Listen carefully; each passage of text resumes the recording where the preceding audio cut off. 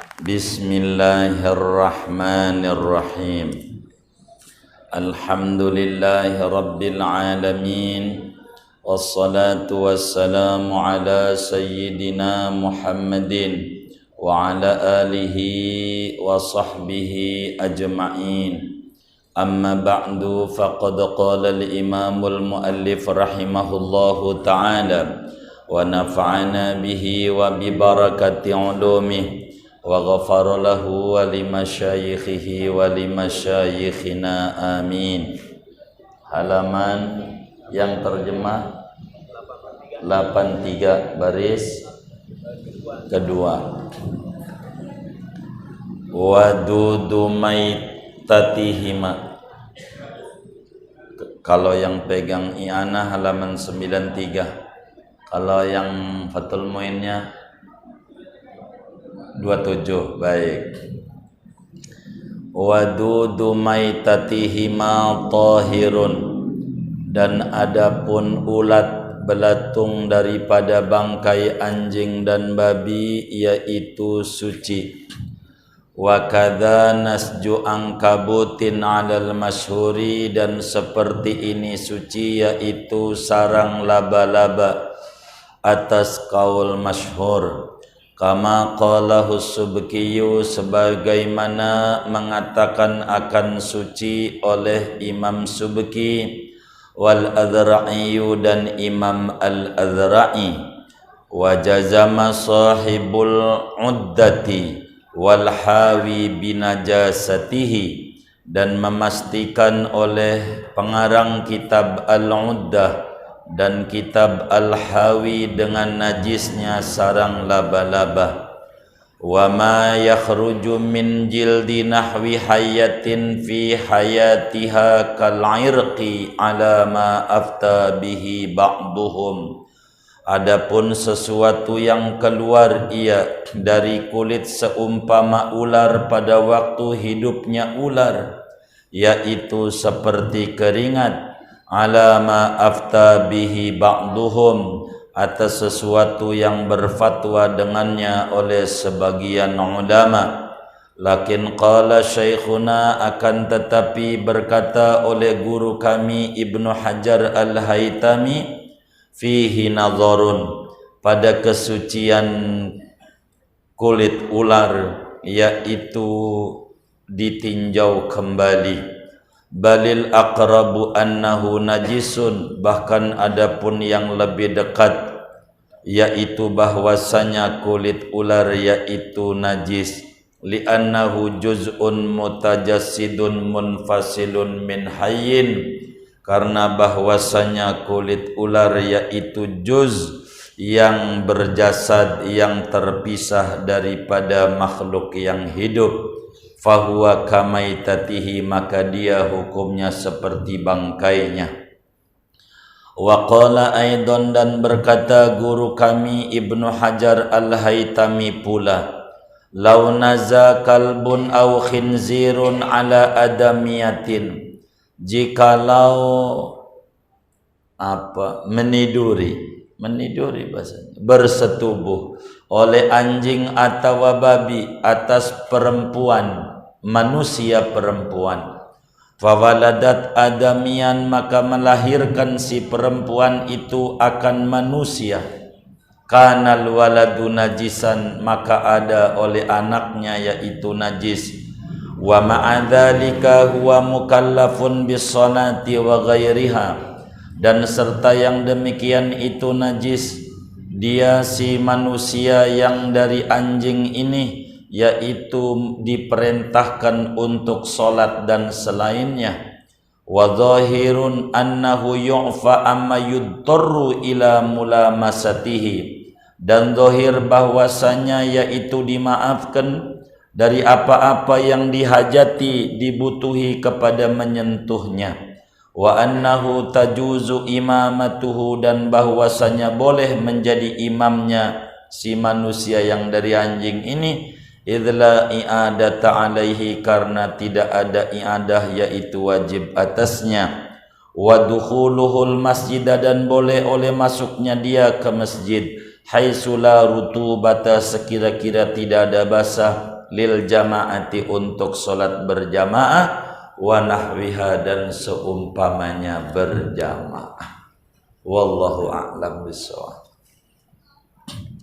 Saudara-saudara sekalian yang mulia, malam hari ini kajian kita masih berbicara tentang benda-benda najis.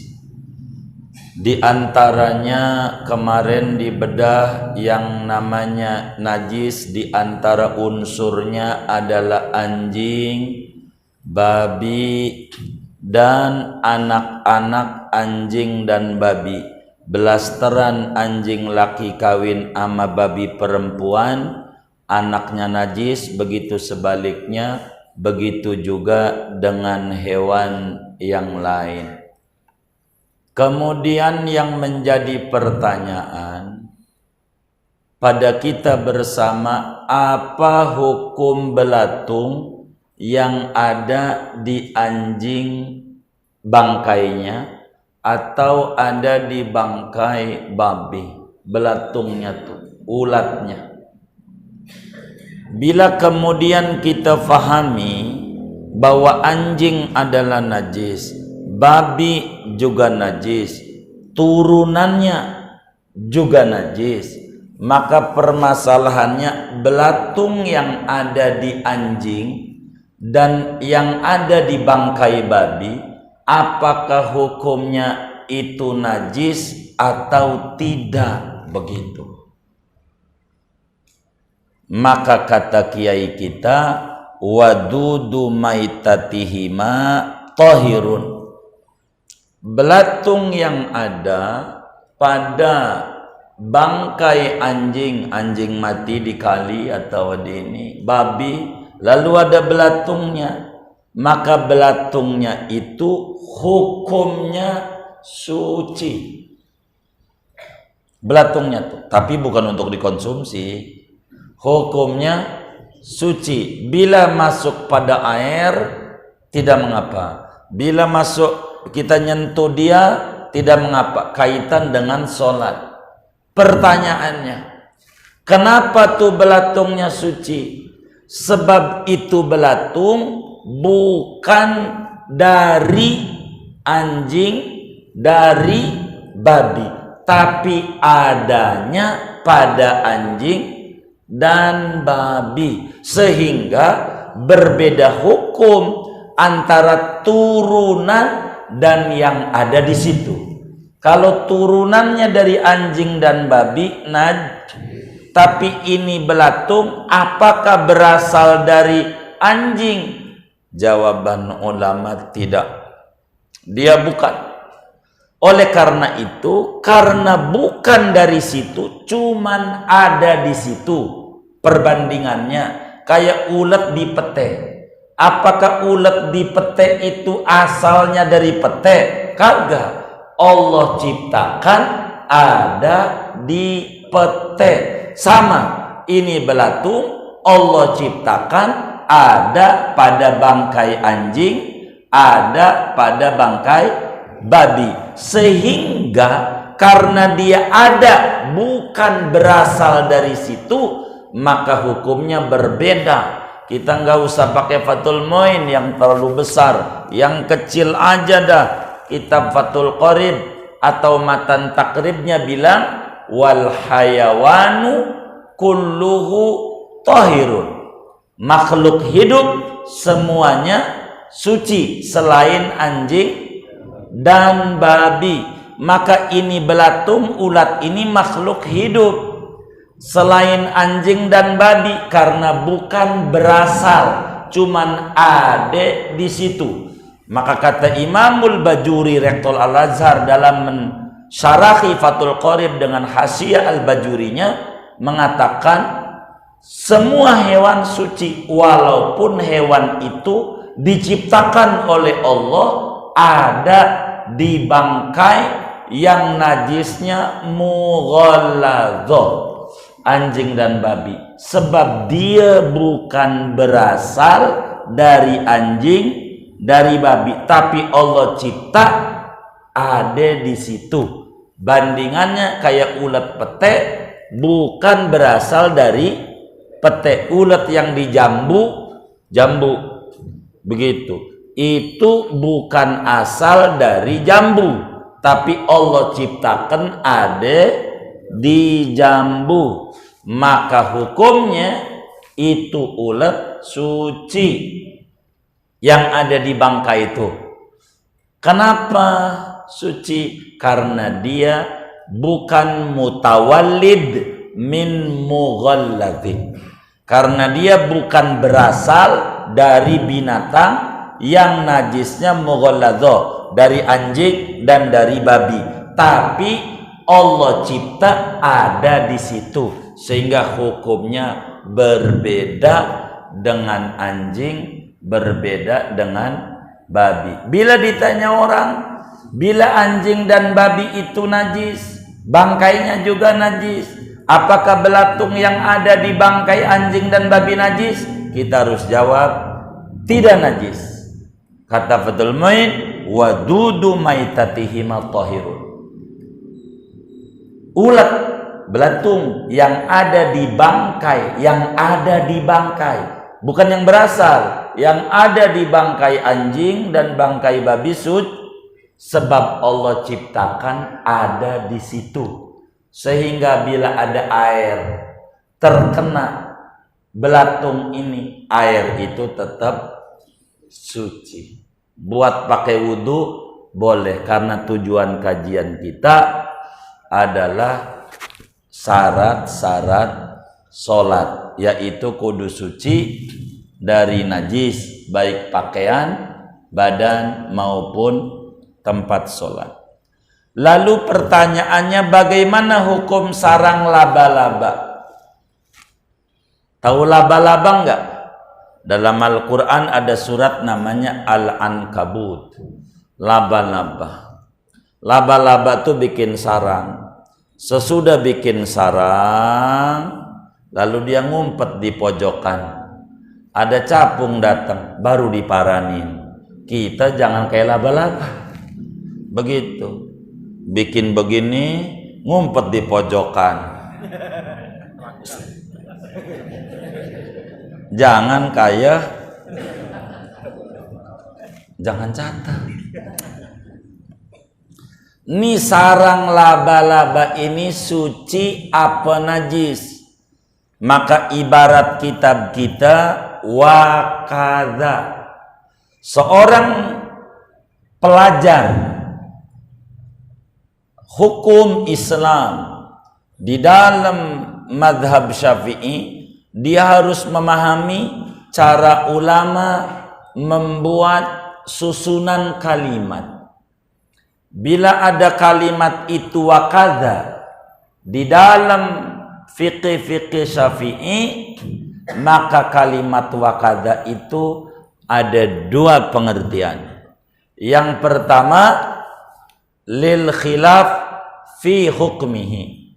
Bila ada tulisan wakadha, itu karena ada perbedaan pendapat ulama tentang hukumnya, boleh atau tidak, suci atau tidak suci. Artinya redaksi wakadha wa ibaratu wakadha fi kutubis syafi'iyah tadullu ala anna fi hukmihi khilafun bainal ulama. Bila ada redaksi dalam kitab-kitab fikih Syafi'i tulisan wakadha, itu salah satu alasannya menunjukkan ada perbedaan pendapat ulama. Kalau tidak ada, fa illam yakun fi khilafun fahiya li ta'mimil hukmi. Maka bila tidak ada perbedaan pendapat, tulisan wakadha untuk menyeluruhkan hukum, mengumumkan hukum yang ada. Pertanyaannya, wakadha di sini tentang apa? Di sini tentang perbedaan pendapat ulama tentang sarang laba-laba. sarang laba-laba ini suci apa najis. Begitu.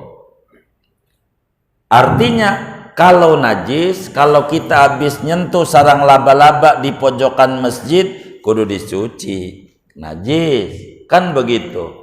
Kita sholat, nggak sah sholat kita, ada najisnya. Kalau suci, nggak perlu dicuci, sebab dia suci. Maka hukumnya apa? Ada dua hukum nih saudara. Yang pertama, kita yang haram dulu, yang najis dulu. Kata pengarang kitab Al-Uddah dan pengarang kitab Al-Hawi. Siapa yang mengarang kitab Al-Uddah? Karena bagi pelajar madhab Syafi'i udah paham, jadi enggak perlu disebut. Ibarat orang Indonesia, Bapak proklamator, enggak perlu disebut. Udah paham, Soekarno tuh kayak begitu. Siapa pengarang kitab Al-Uddah itu? Pengarang kitab Al-Uddah adalah Imam At-Tabari, yakni Imam Husain bin Ali bin Husain At-Tabari. Satu kitab fikih besar di dalam madhab Imam Syafi'i, namanya Al-Uddah fi fiqh Syafi'i. Beliau ini meninggal tahun 498 Hijriah. Murid daripada Imam Abu Ishaq Asy-Syirazi yang mengarang kitab Al-Muhadzab, kitab matan Syafi'i 2 jilid segede Quran. Ini muridnya namanya adalah Imam Tabari, Husain bin Ali bin Husain At-Tabari. Kata beliau, yang namanya sarang laba-laba hukumnya najis. Hukumnya najis. Kenapa najis? Kata beliau alasannya karena sarang laba-laba satu, keluar dari ilernya laba-laba, muntah-muntahan laba-laba. Karena dari muntah-muntahan laba-laba, yang namanya muntah-muntahan udah kelewat, hukumnya najis. Dua, alasan beliau karena laba-laba itu selalu makannya bangkai laler. Karena makannya laler ini laba-laba, bangkai laler artinya najis, maka mulut laba-laba najis, sehingga sarang laba-laba juga najis.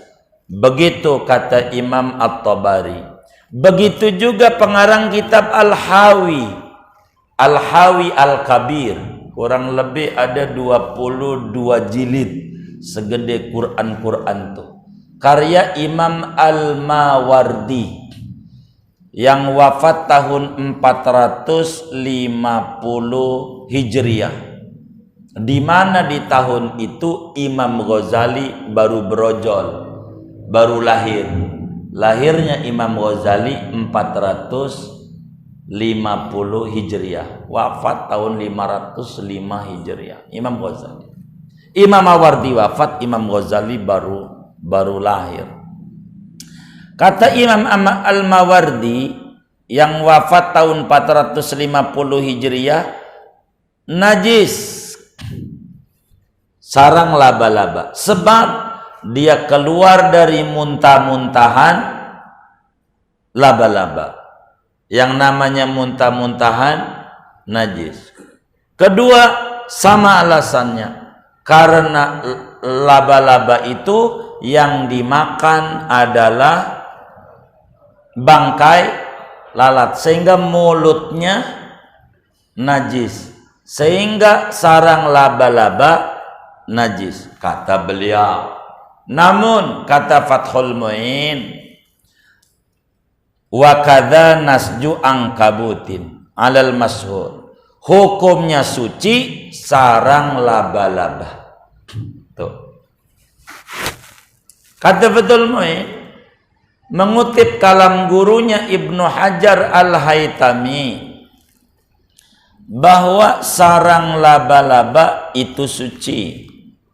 Di dalam kitab Tuhfatul Muhtaj, syarah minhajnya Ibnu Hajar Al-Haytami bilang sarang laba-laba suci.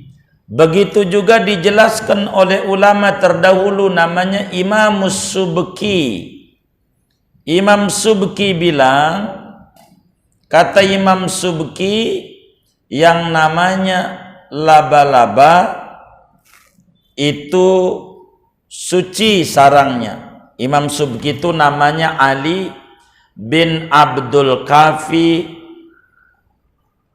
As-Subki, meninggal tahun 756 Hijriah.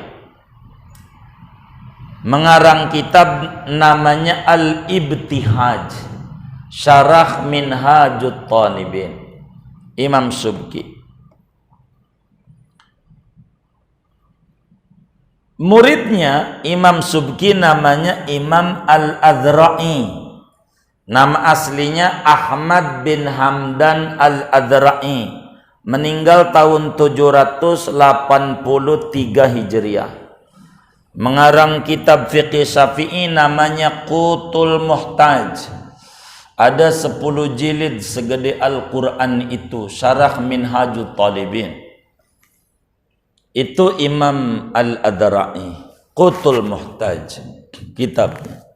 Kata Imam Al-Adhra'i, mengikut juga pendapat gurunya Imam Subki, Ali bin Abdul Kafi As-Subki, bahwa sarang laba-laba itu hukumnya suci.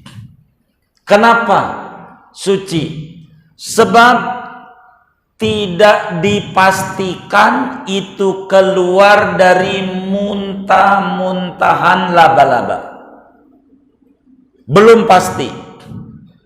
Kedua, belum pasti juga yang namanya laba-laba makannya cuman bangkai laler doang. Hal yang belum pasti, kata beliau, tidak bisa dipastikan. Yang belum pasti tidak bisa dipastikan, sehingga asalnya suci. Ini dua pendapat. Jadi pendapat Imam Tobari, pendapat Imam Mawardi najis, pendapat Imam Subki, pendapat Imam Adhra'i, juga Ibnu Hajar Al-Haytami, dan dikutip oleh Fathul Mu'in Zainuddin Al-Malibari radhiyallahu anhu majma'in, mengata suci. Bagaimana cara kita mengambil kesimpulannya dari dua pendapat? Apakah dia dibikin ngambang saja? Pokoknya ya ada suci ada najis. Nggak boleh begitu. Maka sebagai pelajar fikih Syafi'i, saudara, kita harus tahu sebagaimana Said Ahmad bin Alwi As-Saggaf di dalam kitab Fawaidul Makkiyahnya itu mengatakan, idza ta'aradan nassani fa in amkanal jam'u jumi'a li'annal jam'a aula min ilgha'i ahadihima fa illam yumkin jam'uhuma wa ulimatit tarikh fatarikhul mutaqaddim mansukhun bitarikhil mutaakhir. Bila mana ada dua nas saling kontradiktif, yang satu hukumnya begini, yang satu hukumnya begitu, maka cara menyimpulkan hukum yang pertama dikompromikan, pakai dua-duanya. Karena memakai salah satu, membuang yang satu, masih lebih bagus memakai dua-duanya. Namun bila tidak bisa dikompromikan kayak hukum kita, yang satu bilang najis, yang satu bilang suci, maka cek tanggal wafatnya ulama yang berpendapat itu. Yang mati belakangan Itu yang harus disimpulin. Yang wafatnya duluan teramandemen hukumnya dengan yang wafat belakangan. Hukum yang belakangan disebut itu yang ditetepin dibanding hukum yang duluan. Dulu SD 6 tahun. Dulu zaman kita orang. Sekarang 9 tahun. Ya, yang kita kudu tetepin. Iya, karena yang 9 tahun hukum belakangan, yang 6 tahun duluan. Bila muncul SD bukan 9 tahun, 12 tahun. Bila nanti muncul DPR tetepin begitu, itulah yang harus dipakai. Hukum tuh begitu. Maka kita udah tahu wafatnya Imam Tobari tahun 400-an. Wafatnya Imam Mawardi 400-an. Sementara wafatnya Imam Adra'i 700-an. Sementara wafatnya Imam Subki 700-an. Maka yang ini hukumnya. Maka Fathul Muin di nomor 1-kan. Suci. Tapi ada juga ulama yang bilang najis itu do'in. Jangan dipakai. Pendapat itu. Tuh begitu. Jadi kalau saudara terkena dengan sarang laba-laba, sholat saja dipertanggungjawabkan. Laba-laba ini dulu di zaman Rasulullah sallallahu alaihi wasallam tanggal 28 bulan Safar setahun sebelum hijrah ke Madinah, itu laba-laba nolongin Nabi. Nabi keluar dari rumah malam Jumat tanggal 28 Safar, pergi ke arah selatan, ngumpet di Gua Sur malam Jumat. Itu ada laba-laba di sarangnya. Orang Arab itu penciumannya luar biasa cakep. Orang Arab. Makanya orang Arab menjadi standar enak dan tidaknya makanan. Itu begitu. Bumbunya paling kental orang Arab. Begitu. Kalau udah buat bumbu, udah keluar kemana-mana. Maka karena indera penciumannya tajam. Ini kaki aja tuh, kaki bekas Nabi lewat sama Sayyidina Abu Bakar. Padahal sudah ditutup oleh kambing. Namanya Abdullah, anaknya Abu Bakar. Udah dikasih. Jadi Nabi lewat ke atas gunung. Langsung malam-malam ngangon kambing. Maksudnya biar ngilangin jejak di pasir. Jejak kaki Nabi. Kan hebat strateginya itu Nabi. Pakai begitu. Masih keendus. Ini bekas lewat Muhammad. Coba. Itu padahal udah diacak-acak sama kambing. Masih juga tahu itu.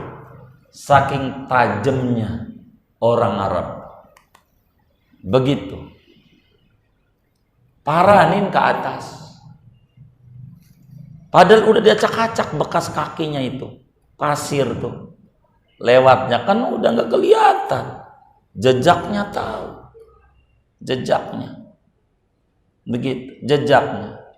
Kalau orang kita enggak, ama anjingnya tuh aparat masih cakepan anjingnya, menciumnya, beneran. Dia kagak ide dia deh, cakepan dia. Orang Arab itu begitu saudara. Akhirnya naik ke atas Gua Sur. Cuman dia bingung sama sarang laba-laba. Lah tipis kayak begitu. Sarang laba-laba. Ini ada di dalam. Kalau mukanya begini nih, kelihatan.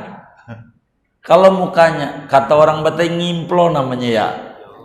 Apa? Jongok. Nah, begitu dah tuh. Itu kelihatan. Cuman dia bilang ini bagaimana? Kagak mungkin lah dia masuk. Lah sarang laba-laba tipis begini. Kalau dia masuk lah robek. Mana di atasnya ada burung merpati lagi. Begitu di atasnya lagi ngerem Lah kalau lewat kan kabur. Ini ngerem. Begitu. Nggak mungkin, turun aja, selamat. Maka dikata oleh Imam Busiri dalam burdahnya, wiqayatullahi agnat ammudha'afatin minad duru'i wa an'alin minal utumi. Kalau Allah sudah jaga, nggak perlu senjata-senjata macam-macam. Allah udah jaga, udah cukup. Bismillahilladzi la yadurru ma'asmihi, udah senjata, cukup. Wiqayatullah. Begitu. Maka kata Imam Busiri di awalnya, dhannul hamama wa dhannul ankabu ta'ala khairil bariyati lam tansud walam tahuni. Dalam burdahnya, mereka orang kafir menyangka burung merpati, tidak menyangka laba-laba. Dia membuat sarang di situ. Kalau buat sarang dia kabur. Burung merpati lagi ngerem laba-laba, robek mesti. Enggak, emang Allah jaga, dia turun. Padahal kalau dia ngintip ada. Begitu. Wong kecil gua sur tuh udah pernah naik belum? Hah? Belum. Iya, emang sama pembimbingnya. Tuh, ente mau naik aja, saya tunggu di hotel. Begitu. Saking ogah tuh pembimbingnya. Gitu. Kayak Rasid naik, malas juga naik ke atasnya. Begitu. Itu begitu. Kan tinggi. Naik aja. Ntar saya tunggu di hotel aja dah. Begitu.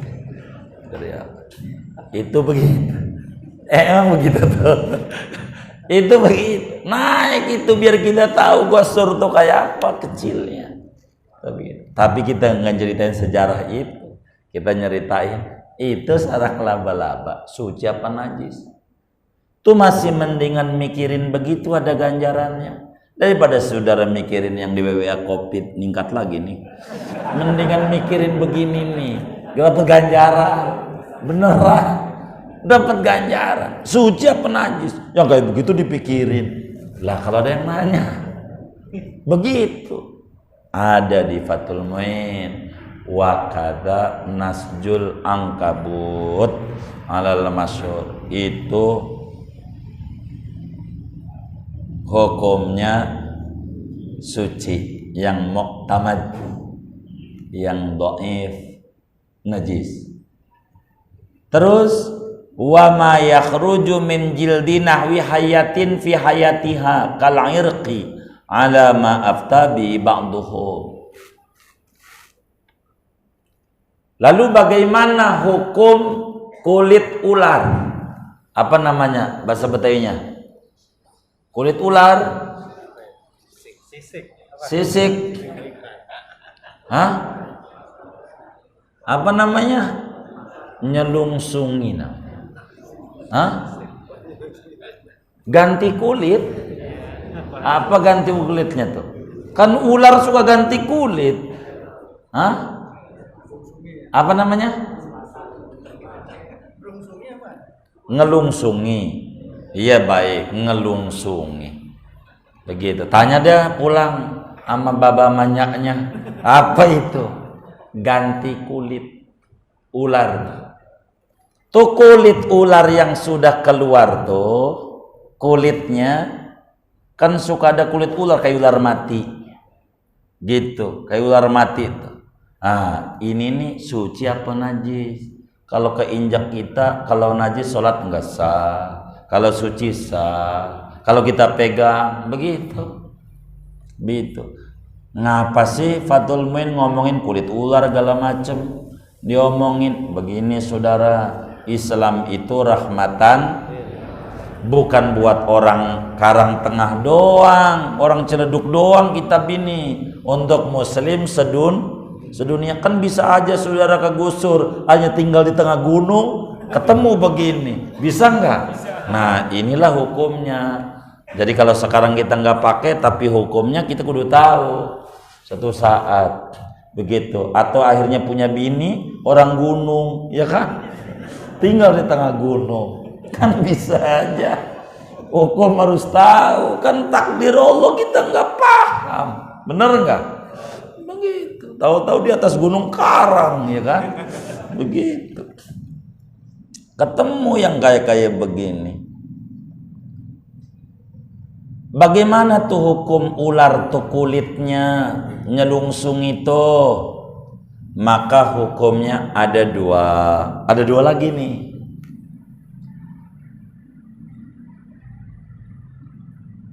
Yang pertama hukumnya suci. Kulit ular tuh yang nyelungsung itu sama dengan sucinya keringat, kayak keringat aja. Kan keringat itu keluar dari badan kita, maka keringat itu suci. Maka kulit ular ini keluar dari badan ular, maka hukumnya suci. Begitu satu pendapatnya. Tapi pendapat ini alama afta bihi ba'duhum, pakai kalimat alama. Di dalam fikih Syafi'i itu harus paham apa itu alama. Wasighatu alama tadullu ala tabarri. Bila kemudian kiai itu menggunakan kalimat alama sesudah menerangkan hukumnya, maka menunjukkan kiai yang ngarang kitab itu tidak sependapat dengan pendapat itu. Maknanya pendapat itu lemah. Alamatu sighatut tabarri ala du'fil hukmi, menunjukkan hukum yang disebutkan lemah. Jadi kata kiai kita Syekh Zainuddin bahwa kulit ular ini yang nyelungsungi ini hukumnya suci konon, kata sebagian ulama.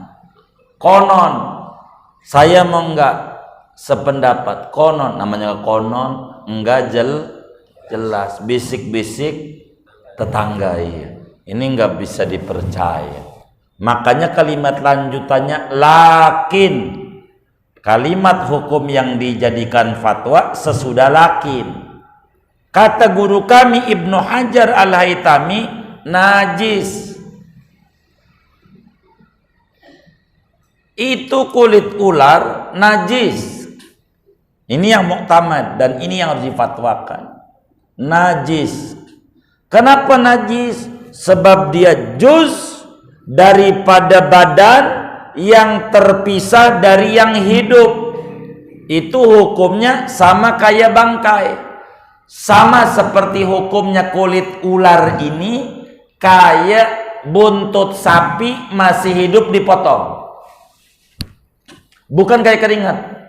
Ada orang punya sapi, karena belakangan ini makannya pakai sate mulu tiap hari. Ditanya lagi kayak santri, anak saya di pondok makannya apa nak? Sate ya, sate. Kita intip sayur tempe, iya sate. Makannya, ini dulu mondoknya sate mulu ini. Tempe lagi, enggak apa-apa, protein nabati. Orang pondok begitu, makannya tempe mulu. Akhirnya si anak ini ngadu sama abahnya, bah sekali-kali lah makan sop. Baik, itu si abahnya mana kagak ngaji, sapi masih hidup, ekornya main gunting aja. Ini buntut sapi yang sapinya nggak disembelih, ini najis karena sapinya disembelih, pisah waktu masih hidup, najis. Ini sama kulit ular nih, sama masih hidup pisah, sama juga najis. Tuh ada yang Ramadan kemarin kayak begini nih. Jadi ular juga puasa, saudara. Ular juga puasa 3 bulan biasanya kalau ular puasa. Caranya nggak makan nggak minum, nggak makan, dengan lama nggak makan nggak minum, berhasil habis puasanya. Selesai puasa tuh pakai baju baru, baju lama dibuang. Cuman kalau dipelototin sebelum puasa namanya ular, habis puasa ular, sebelum puasa buas ada bisanya. Habis puasa buas juga. Sebelum puasa melata, habis puasa melata. Sebelum puasa merusak, habis puasa merusak. Hasil puasanya apa? Hasil puasanya apa? Baju baru. Kalau kita sebelum puasa judes, habis puasa judes. Cuman lebaran kita pakai baru BHS, merek Atlas, boleh hasil sedekah. BHS nggak apa-apa. Loh, ini bagaimana? Namanya dia bukan puasa Nabi, namanya puasa ular. Cuman dengan puasa ganti baju, tapi perilakunya perilaku lama. Ada nggak yang kayak begitu? Kagak ada, alhamdulillah. Aku tak ada doa. Begitu. Itu sama dengan puasa ular tuh. Kalau begitu, cuman ganti baju doang. Begitu. Padahal ulama udah bilang, laisal id liman labisal jadid, walakinnal id liman ta'atuhu tazid. Id itu arti hari raya itu bukan yang cuman ganti baju baru, itu mau ular juga bisa. Walakin liman ta'atu tazi, tetapi bagi orang yang ketaatannya bertambah. Begitu perilakunya lebih baik. Begitu. Jangan-jangan kita puasanya puasa ular lagi. Begitu, hanya ganti baju baru. Jangan, harus ada kita perombakan. Maka kalau ditanya apa hukum kulit ular, jawabannya yang mu'tamad sebagaimana dijelaskan oleh Syekh Zainuddin Al-Malibari dalam Fathul Mu'in, begitu juga mengutip pendapat gurunya Imam Ibnu Hajar Al-Haytami di dalam kitab Tuhfatul Muhtaj Syarah Minhajut Talibin, najis. Sebab itu tak ubahnya buntut sapi yang dipotong masih hidup. Ini udah pisah waktu masih hidup, sehingga hukumnya najis, tidak bisa disamakan dengan keringan. Itu begitu. Kayaknya segini aja dulu ya, panjang yang satunya. Wa qala aidon wallahu bisawab. Ya udah segini. Takut ada yang nanya, ada yang ditanya mungkin.